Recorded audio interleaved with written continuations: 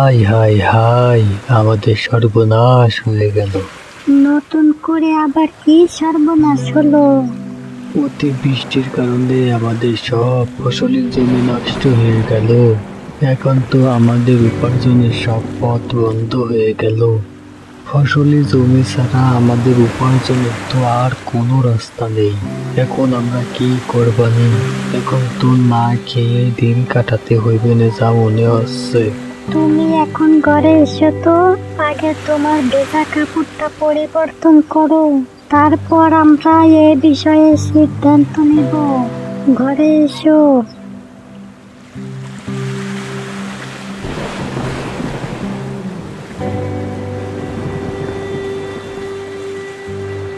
বউ, ভাবো তো এই পরিস্থিতিতে আমরা এখন কি করতে পারি? আচ্ছা, এখন তো প্রতিদিনই কম বেশি বৃষ্টি হচ্ছে, তা আমরা যদি মাছ চাষ করি কেমন হয়? মাছ চাষ করলে তো ভালোই হয়, কিন্তু আমাদের তো মাছ চাষ করার মতো কোনো জায়গা নেই। মাছ চাষ করতে হলে তো পুকুর লাগে। আমরা এখন পুকুর পাবো কোথায়? এভাবে তো ভাবিনি। ওগো, আমরা একটা কাজ করি না? কি কাজ? আমরা যদি আমাদের বাড়ির উঠানে ছোট্ট একটা পুকুর খনন করি তাহলে কেমন হয়? বউ, তুমি তো বুদ্ধিটা দারুণ দিয়েছো। আমার মনে হয় আমরা এভাবে লাভবান হতে পারবো।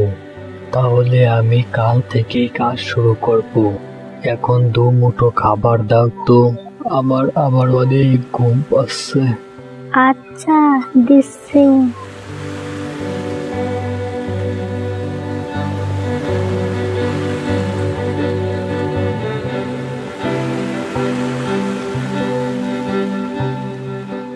আজ যা গরম পড়ছে না, মনে হচ্ছে জীবনটা বেরিয়ে গেল।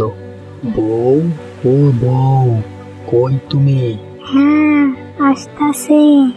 এক গ্লাস পানি নিয়ে এসো তো।